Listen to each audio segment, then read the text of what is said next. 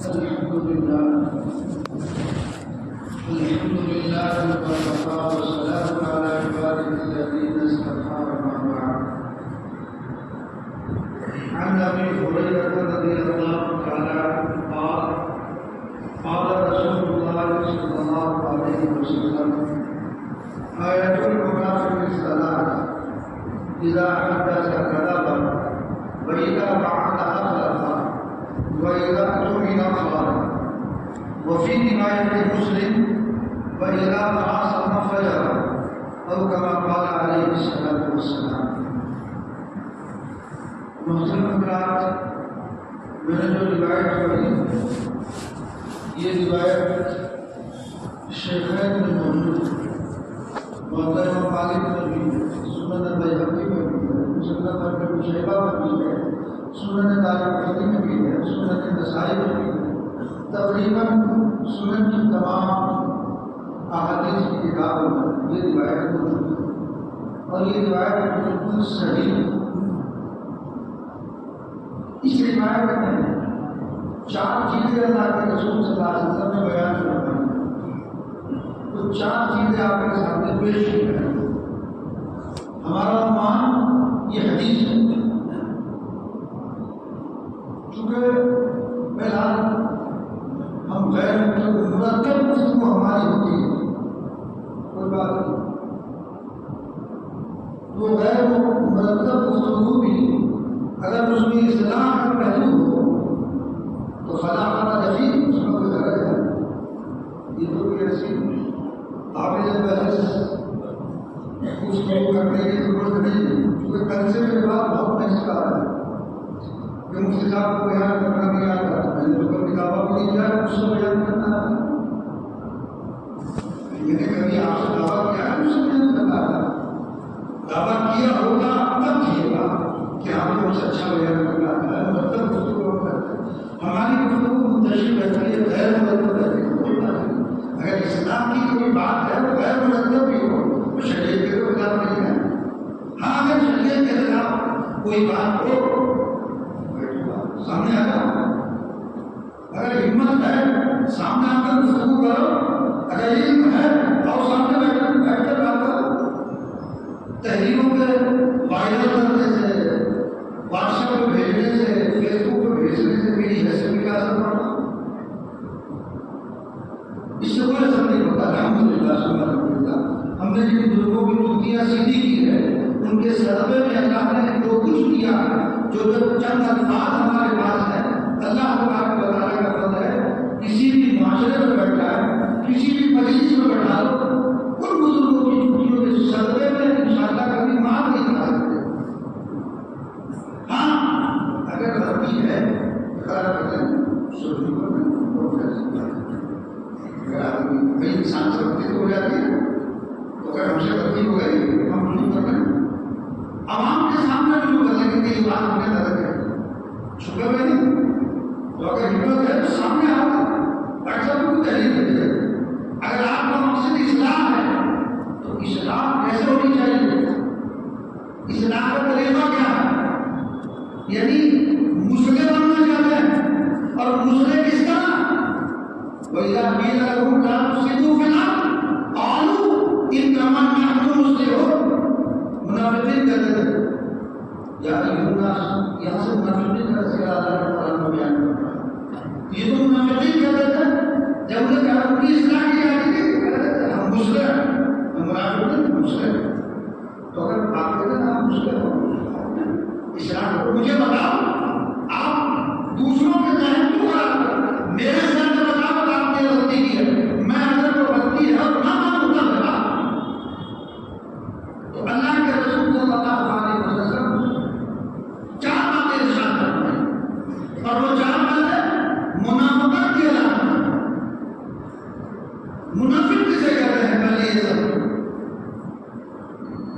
Short cut الفاظ، مختصر عام فہم الفاظ ہیں.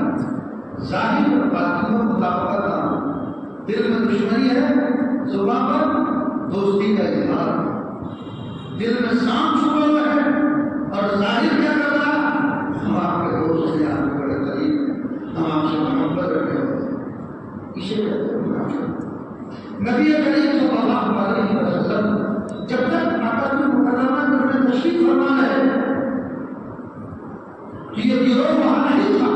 جب آپ مکے سے ہجرت کر کے مدینہ منورہ تشریف لے گئے تو آپ کو جہاں عام گروہوں سے سامنا تھا، ایک گروہ منافقین کا تھا جن سے آپ کو سامنا مدینہ لانے کے بعد پڑا۔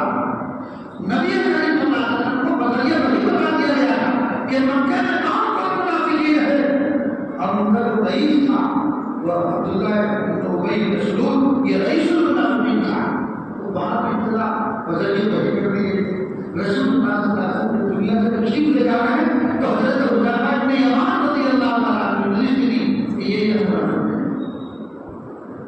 اب ظاہر بات ہے وہی کا سلسلہ وہ لسٹ بھی ہمارے پاس نہیں ہے، تو ہمیں کیسے پتہ چلے گا کہ ہماری صفوں میں کون منافق ہے، کون ہماری صفوں میں مخلص ہے، کون ہمارا صحیح رہنمائی کرنے والا ہے، اور کون جو ہے وہ دل میں منافقت لیے ہوا ہے، ظاہر میں ہمارا دوست بنے ہوا ہے، اس کا اندازہ ہمیں کیسے ہوگا، کیسے پتہ چلے گا؟ تو اللہ کے رسول صلی اللہ علیہ وسلم کچھ چیزیں بتا دی، کچھ علامتیں بتا دی کہ اگر یہ بات جو ہے تو سمجھو کہ وہ اس میں نفاق کی علامتیں پائی جاتی۔ وہ تو منافق تھے، کافر تھے، لیکن ان کی جو خصلتیں تھیں، خصلتیں اگر وہ کسی مسلم میں پائی جا رہی ہیں تو اس کا مطلب یہ ہے اس کا ایمان کامل نہیں ہے، اس کا ایمان ناقص ہے۔ تو وہ خصلتیں بتا دی گئی کہ وہ خصلتیں کیا، اس کو قرآن کو بیان کرتا ہے۔ صحابہ جب وہ منافقین سے ملتے تھے تو وہ کیا کہتے تھے؟ وَإِذَا لَقُوا الَّذِينَ آمَنُوا قَالُوا آمَنَّا وَإِذَا خَلَوْا إِلَىٰ شَيَاطِينِهِمْ قَالُوا إِنَّا مَعَكُمْ إِنَّمَا نَحْنُ مُسْتَهْزِئُونَ۔ جب منافقین صحابہ سے ملتے ہیں کیا کہتے ہیں؟ قَالُوا آمَنَّا، ہم تو ایمان لے آئے، مومن ہیں، ہم منافق نہیں، ہم کافر نہیں، مومن ہیں۔ اور جب کفار سے ملتے تھے جو دو آثار کفار ہیں، وَإِذَا خَلَوْا إِلَىٰ شَيَاطِینِهِمْ، شیاطین کی تفسیر کیا ہے؟ مفسرین نے لکھا ہے شیاطین کی تفسیر کہ جو دو آثار کفار تھے، وہ منافق شیاطین تھے، ان کے ساتھ جو خلوت کرتے تھے، ہم تو ان کے ساتھ ان کا مذاق، ان کا اشتہار کرنے کے لیے جاتے ہیں، ہم ان کے ساتھ نہیں ہیں، ہم مومن نہیں، یہ کہتے ہیں۔ تو اللہ کے رسول صلی اللہ علیہ وسلم نے سب سے پہلی چیز کیا بیان فرمائی؟ سب سے پہلی علامت، سب سے پہلی علامت بیان فرمائی اذا حدث کذب، جب بات کرے جھوٹ، جب بات کرے تو جھوٹ بولنا کس کی علامت؟ یہ منافق کی علامت، مومن کی نہیں۔ مومن تو سچا ہوتا ہے، سچ بولنے والا ہوتا ہے، مومن جھوٹ کا سہارا نہیں لیا کرتا۔ حدیث شریف میں آتا ہے اللہ کے رسول صلی اللہ علیہ وسلم نے ارشاد فرمایا الصدق ینجی والکذب، صدق باعث نجات ہے اور جھوٹ باعث ہلاکت ہے۔ تو مومن سچ بولے۔ نبی کریم صلی اللہ علیہ وسلم مکے سے ہجرت فرمایا مدینہ منورہ کی، جب یہ خبر مکے میں پھیل گئی کہ رسول اللہ صلی اللہ علیہ وسلم یہاں سے تشریف لے کر جا رہے ہیں تو اعلان کر دیا گیا، کفار مکہ کی جانب سے اعلان کر دیا گیا کہ ان کو جو زندہ پکڑ کر لائے یا ان کے گھر میں لے کر کے آئے اتنا انعام اس کو دیا جائے گا۔ آج جہاں جاری پہلے مکہ دوڑ جاتے ہیں رسول اللہ صلی اللہ علیہ وسلم کو پکڑنے کے لیے، لیکن حضور پاک علیہ الصلوۃ والسلام آپ کے ہمراہ حضرت ابو بکر صدیق رضی اللہ تعالیٰ مدینہ ایک شخص کا موقع پاتا وہ حضرت ابو بکر رضی اللہ تعالیٰ کو پہچانتا ہے۔ حضور پاک علیہ الصلوۃ والسلام کو نہیں پہچانتا تھا، وہ آپ کو نہیں پہچانتا، لیکن صدیق اکبر رضی اللہ تعالیٰ کو پہچانتا ہے۔ وہ بھی رسول اللہ صلی اللہ علیہ وسلم کی تلاش میں نکلا ہوا تھا۔ قریب آ کے سوال کرتا ہے، اس کا سوال میں کیا کہا؟ من حضرت یہ کون شخص ہے؟ حضرت ابو بکر صدیق رضی اللہ تعالیٰ نے پوچھا کہ یہ کون شخص ہے؟ کیا بہترین جواب ارشاد کرتا ہے۔ ہم ہوتے تو تعبیر کرتے رہے، لیکن اللہ نے ان کو صدیقیت کا مقام عطا فرمایا تھا۔ صدیق کے معنی ہی سچ بولنے کا ہے، تو ان کی زبان پر غیر سچ کیسے جاری ہو سکتا ہے؟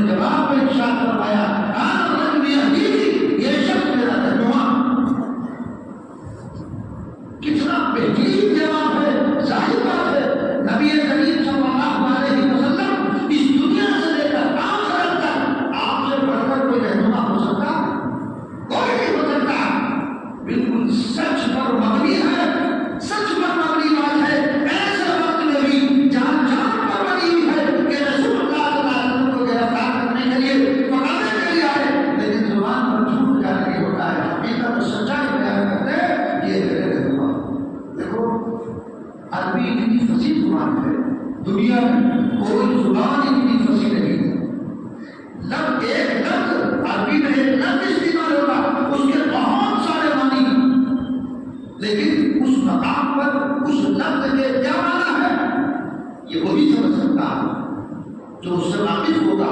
اب جیسے رب ہے، رب کے 14 معنی آتے ہیں. لفظ عین ہے، عین کے 70 معنی آتے ہیں. عین کے معنی چشمے کے بھی آتے ہیں، آنکھ کے بھی آتے ہیں، گھٹنے کے بھی آتے ہیں، دریا کے بھی آتے ہیں، نل کے بھی آتے ہیں، نہر کے بھی آتے ہیں. بہت سارے معنی میں استعمال ہوگا. لیکن جس جگہ پر آپ نے مستعمل ہے وہاں کیا معنی ہے وہ وہی سمجھے گا جو اس کو ڈھنگ رہا ہوگا. تو یہاں ہدایت کے معنی اس لیے سمجھے راستہ دکھانے والا، راستہ یہ راستہ بتانے والے ہیں. وہ وہ یہ سمجھ کر چلا گیا. تو بتانا صرف یہ ہے کہ ایسے موقع پر بھی صدیق اکبر رضی اللہ تعالیٰ کتنی سچائی کے ساتھ اور کتنی بہترین بات کے ساتھ کرواتے ہیں. آج ہم ذرا ذرا کی باتوں کو چھوڑ بولتے ہیں. اور یہ بھی اگر آپ نے ایک بات کو صحیح ثابت کرنے کے لیے جھوٹ بولا تو ان جھوٹ کو صحیح ثابت کرنے کے لیے 50 جھوٹ اور بولنے پڑے گا. حضرت فرمایا کرتے تھے کہ جھوٹ چھپتا نہیں چھپتا، ظاہر تو ہو جاتا. ایک دن اس کی غلط ہو جاتی ہے کہ اس کی بات میں کتنی صداقت ہے اور کتنی قسم بیانی ہے تو اس کا جھوٹ جو ہے وہ ظاہر ہو جاتا ہے. اور جب ظاہر ہوتا ہے وہ آدمی نظروں سے گر جاتا ہے. اس کی پھر کوئی ویلیو انسان کی نظر نہیں رہتی کہ اچھا ہم تو اس کو بڑا خاصا سمجھتے تھے، معلوم ہوا یہ تو بہت بڑا چھوٹا آدمی. اس لیے دوستو ہمیشہ صداقت کا، سچائی کا مظاہرہ کرو. جھوٹ کا سہارا لگے گا، جان چلی جائے لیکن زبان پر تمہاری جھوٹ جاری نہیں ہونے چاہیے. صحابہ کے واقعات ہیں، آپ کی بیان صحابہ پڑھتے ہیں، آپ پڑھیے اس کو واقعات صحابہ کے کہ صداقت پر انہوں نے اپنی جان کو قربان کر دیا. لیکن ہمیں سچائی کا دامن نہیں چھوڑنا. نمبر 1 مختصر بتا رہا ہوں. نمبر 2 اذا وعد. دوسری بات رسول اللہ صلی اللہ علیہ وسلم نے ارشاد فرمایا کہ جب وعدہ ہے اس کے خلاف نہیں. یہ کس کی علامت ہے؟ یہ منافق کی علامت ہے. مومن کی نہیں، مومن وعدے کا پابند اور سچا ہوگا. نبی کریم صلی اللہ علیہ وسلم نے ارشاد فرمایا الکریم اذا وعد وفا. کریم آدمی وہ ہے کہ جب وعدہ کرے تو اس کو پورا کرے. تو کریم آدمی وعدے کو پورا کرتا ہے، ورنہ وہ آدمی لعین اور کمینہ ہے کہ وعدہ کرنے کے بعد اس کی پابندی نہیں کر رہا، اس کو پورا نہیں کر رہا. ہمارے معاشرے میں جھوٹ بھی آتا ہے. ہمارے معاشرے میں وعدے کی پابندی نہیں بلکہ اس کے خلاف ورزیاں. کسی سے آپ نے مال کا وعدہ کر دیا، مال لینے کا وعدہ کر دیا، مال بنانے کا وعدہ کر دیا، کسی سے مال خریدا اس کو پیسے دینے کا وعدہ کر دیا. لیکن آپ نہ مال مقصود بنا کے دے رہے ہیں، اس کو پیسہ بنا کے جا رہا ہے. آپ نے مال خریدا اور پیسے کا مطالبہ وہ کر رہا، آپ نے تصدیق کا وعدہ کیا پیسے دے دی جائے تو وعدے پر نہیں دیتا ہے. بیچارہ فون کر رہا ہے، جب وہ فون کر رہا ہے تو کیا کہتا ہے؟ میٹنگ ہو، جھوٹ بولو، میں اس وقت میٹنگ ہوں، میں اس وقت گھر میں نہیں، میں گھر سے باہر. کتنا جھوٹ ہوتا ہے، کتنا وعدہ کرا بھی کرتا ہے. اور یہ وعدہ خلافی گناہ کبیرہ بڑا گناہ ہے. چھوٹا گناہ نہیں، یہ بڑا گناہ ہے کبیرہ، مگر ہم بڑا لے اس کو کیے جا رہے ہیں. وعدہ کرو اگر کرو تو اس کی پابندی کرنی چاہیے. دیکھو ایک چھوٹی سی مثال، آپ گھر سے بھی گئے، آپ نے موٹر سائیکل کی گاڑی، بچے نے کہا کہ ابا میں بھی آپ کے ساتھ چلوں گا. آپ نے کہا کہ تم ٹھہر جاؤ، ہم تمہارے لیے چیز لے کر آئیں گے. یہ وعدہ اب آپ گئے اور ویسے ہوئے اور چیز لے کر نہیں آئے، یہ وعدہ خلافی ہے، یہ گناہ کبیرہ کا ارتکاب ہے. بچہ اسی بنیاد پر ٹھہر گیا کہ چلو چیز لے کر آئیں گے، تو آپ نے بچے سے وعدہ کرتے چیز نہ کر، آپ نے وعدہ خلافی چیز کو گناہ کبیرہ کا ارتکاب کیا. ہمارے معاشرے ہوگا ہم اس کو یہی نہیں سمجھتے کہ یہ بھی کوئی چیز ہے، یہ بھی کوئی عمل کی چیز ہے، کہ یہ بھی کوئی گناہ ہے. نہیں، بڑا گناہ، یہ بڑا گناہ. تاریخ میں واقعہ تھا، حضرت امیر معاویہ رضی اللہ عنہ کے دور خلافت روم سے جنگ جاری، جنگ بندی ہو جاتی ہے. اور جب جنگ بندی ہوتی ہے تو یہ معاہدہ ہوتا ہے. جب معاہدہ ہوتا ہے کہ 14 تاریخ تک ہم جنگ نہیں کریں، کوئی بات نہیں، جنگ بند ہو گئی۔ جنگ بندی کے بعد حضرت علی معاویہ رضی اللہ تعالیٰ نے اپنی فوجوں کو حکم دیا کہ تم اس ملک کے سرحد پر چلے جاؤ، تو جو ہمارے وعدے کی تاریخ ہے جب وہ گزر جائے اور اگلی تاریخ کا جب سورج طلوع ہو جس میں ہمارا ان کے ساتھ کوئی معاہدہ نہیں ہے تو تم ملک پر حملہ کر دینا، دشمن بے خبر ہوگا، ہم کامیاب ہو جائیں۔ چنانچہ ایسے ہوا، یہ تدبیر طارق صاحب کو فوجوں کو اپنی شرط پر ڈال دیا جو وہ وعدے کی تعریف لے کر جاتی ہے، اور اگلے دن کا سورج طلوع ہو رہا ہے اور وہ سورج پورے پر طلوع ہو رہا ہے جس میں اس کے ساتھ وعدہ نہیں ہے، معاہدہ نہیں ہے، وہ تاریخ بدل چکی، ملک پر حملہ کر دیا اور حملہ کرنے کے بعد کامیابی مل گئی اور جیت گئی۔ حضرت علی معاویہ رضی اللہ تعالیٰ سے نفیس کو پہنچ گھوڑے پر سوار نے ایک اس کو ملک کو بڑا کر دیا، آگے بڑھتے چلے گئے۔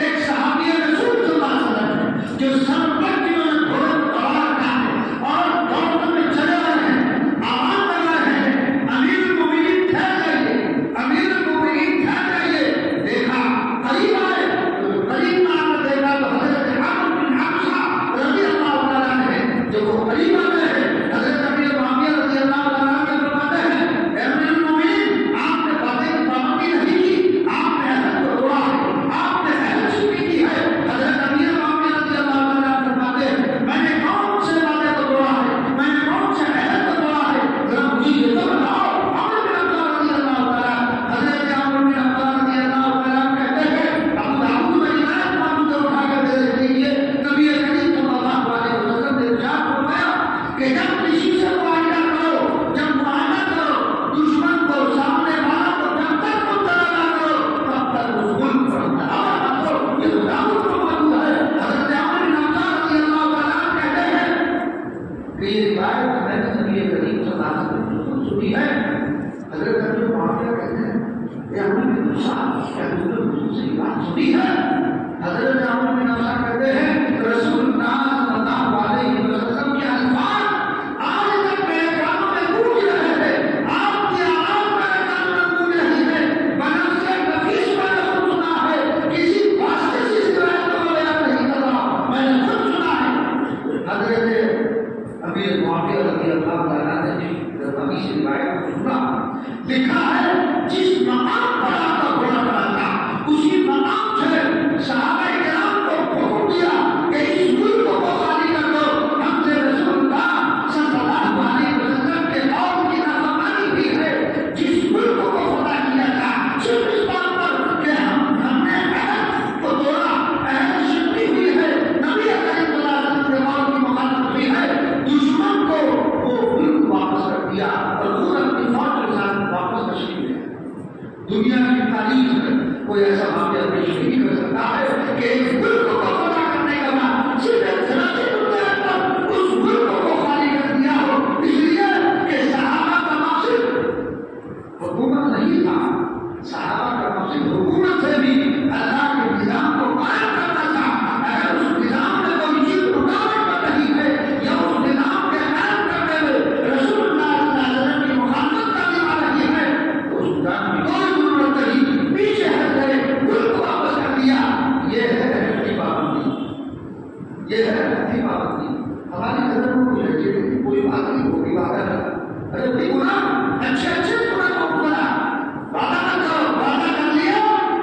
آپ نے دیکھا ہوگا جب شادی ہوتی ہے کارڈ میں کیا لکھتے ہیں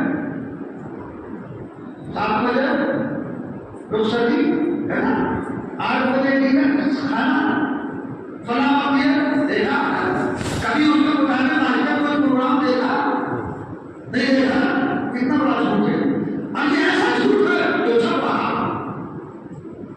ایسا جھوٹ ہے جو چھپ رہا، سب ملوث ہے، اس کار کے مطابق کوئی نہیں کرتا۔ 7 بجے نکلا تو رات کو 10 بج جائے گی آپ، یہ کیا جھوٹ نہیں ہے؟ اور جھوٹ بھی چھپ رہا، چھپ نہیں رہا، چھپا ہوا جھوٹ ہے۔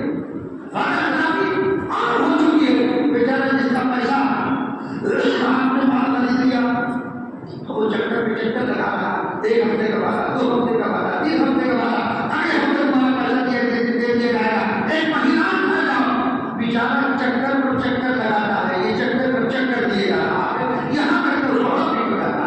اگر یہ دیکھ لے کہ سامنے والا کمزور آدمی ہے، دیتا نہیں سب آپ یاد کریں۔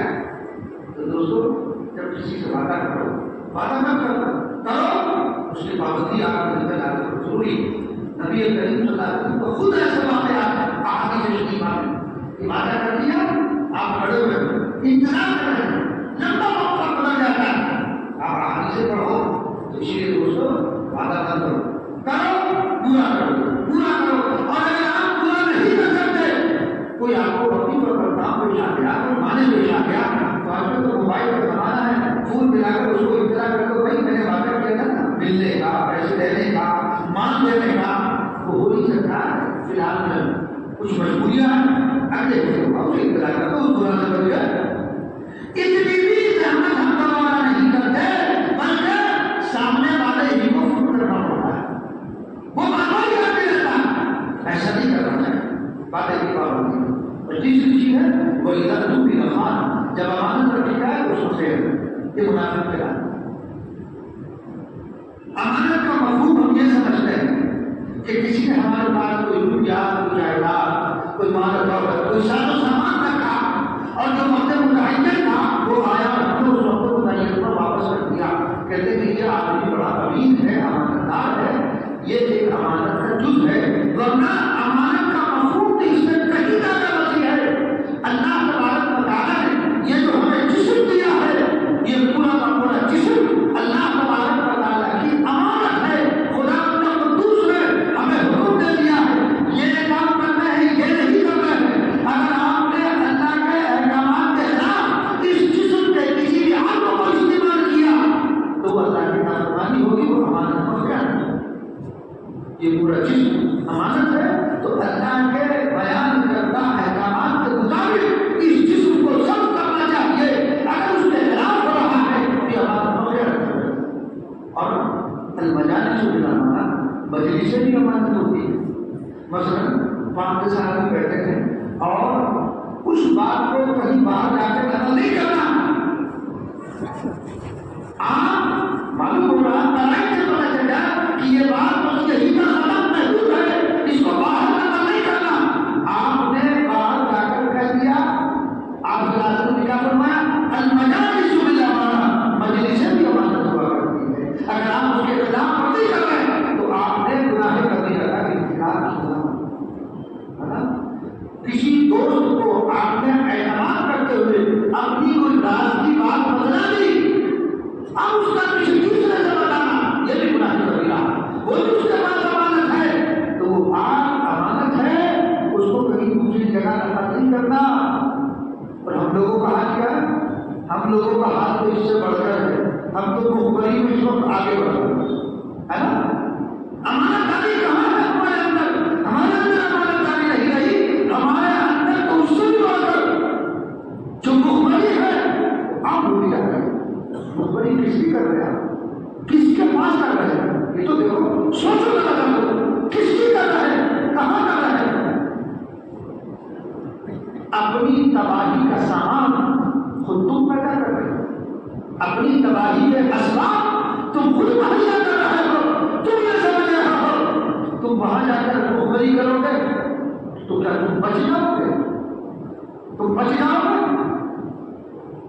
جعفر اور بیر انگریزوں سے جب ملے اور انگریزوں سے ملنے کے بعد ٹیپو سلطان علیہ الرحمہ شہادت وجود میں آئی، لیکن وہی بیر اور جعفر اور وہی انگریز دونوں کو شوٹ کر دیا تھا، گولی چھوڑا دیا۔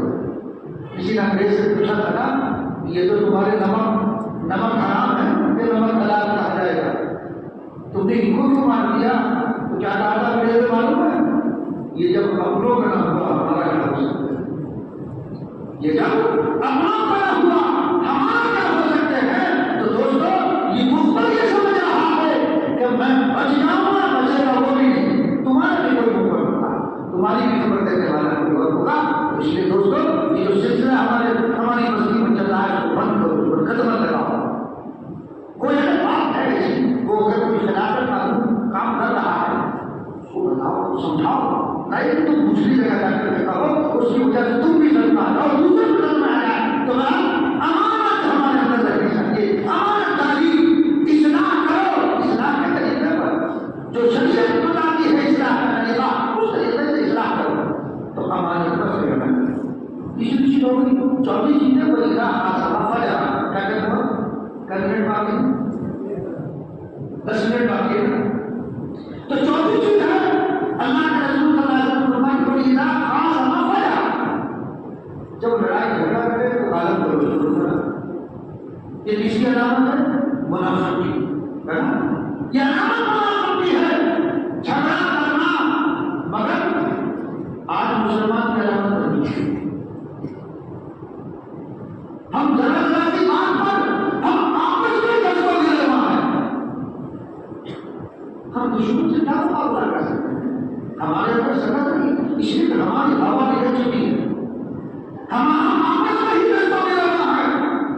آپ مجھے میں آپ کو یہی کہنا ہے ایک دوسرے کو اپنا بتا کر ایک دوسرے کے ساتھ اس کی پگڑیوں کو اٹھا دو. یہ ہمارا کام آپس میں چلتا رہے گا. ہم آپس میں جھگڑا کرتے رہیں گے اور دشمن اس جھگڑے سے فائدہ اٹھاتا ہے.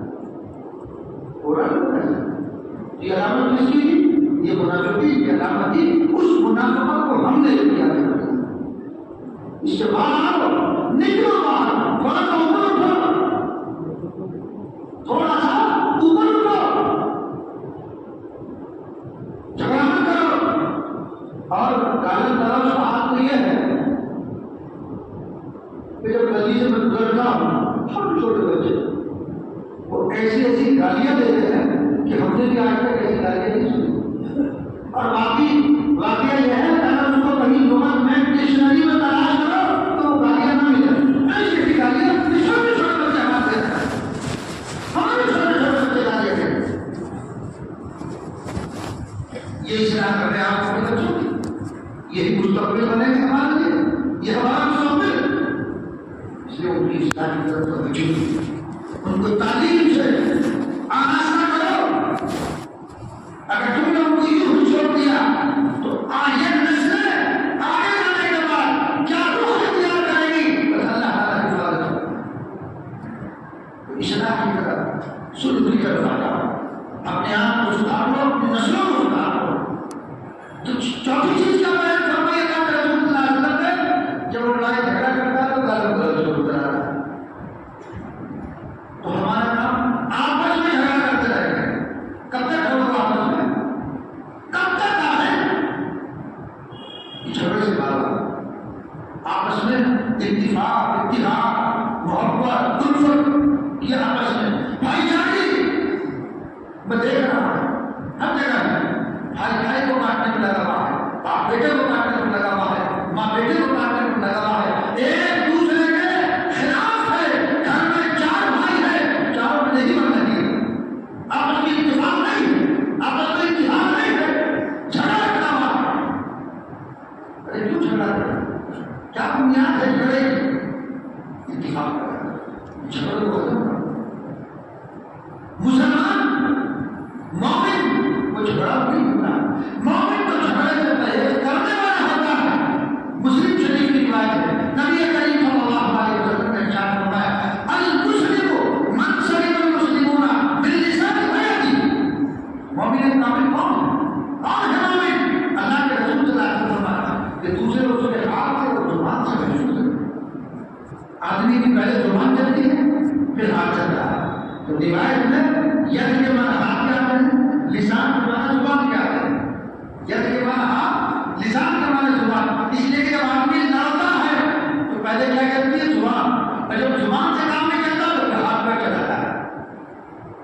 لیکن حدیث میں مراد کا جو محدثین لکھتے ہیں یہ تو نہیں اپنے ظاہر پر تو روایت ہے کہ ہر وہ قول و فعل ہر وہ کام جس سے دوسرے کو تکلیف ہو اس سے آدمی کو بچنا ہے. یعنی اپنے کسی قول و فعل سے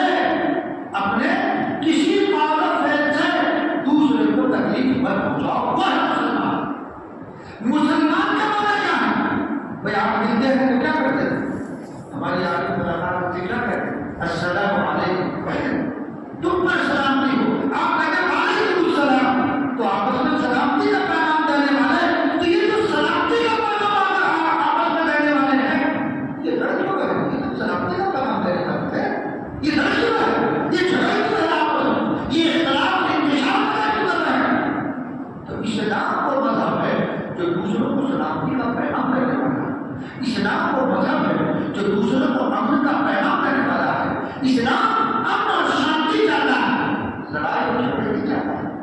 دیکھو اسلام کی سنہری تعلیم بخاری میں روایت ہے، آپ صلی اللہ علیہ وسلم فرما رہے ہیں راستے میں اگر کوئی تکلیف دہ چیز پڑی روڑا پڑا اینٹ پڑی آپ اس کو ہٹا کر ایک طرف رکھ دو، کیا فرمایا؟ یہ صدقہ ہے، یہ بھی بادشاہ ہے ایمان تو تعالیٰ انہیں قریب راستے سے تکلیف دہ چیز کا ہٹانا یہ صدقہ ہے، بادشاہ ہے، ثواب ہے۔ یہ دیکھیے اسلام تکلیف میں مبتلا کرتا ہے، تکلیف سے بچا رہا ہے، تکلیف سے بچا رہا ہے۔ آپ اور وضو کر رہے ہیں، وضو کر رہے ہیں، آپ نے ناک کو جھڑکا اور وہیں پر چھوڑ دیا، قدم وہیں چھوڑ دیا، دوسرا آئے گا اسے تکلیف ہوگی۔ اسلام کی تعلیم کیا ہے؟ اس کو بہا دو تاکہ دوسرے کو تکلیف نہ ہو، اس پر بھی آپ کو ثواب ملے گا۔ اب آپ کہیں گے کوئی ثواب کی چیز نہیں، اگر آپ کی نیت کیا ہے کہ میرا آنے والا بھائی ہر بیٹھ کر وضو کرے گا، اسے تکلیف ہوگی اس لیے بہا رہا ہے، ثواب ہے، دوسرے کو تکلیف سے بچانا۔ آپ بیت الخلا تشریف لے گئے،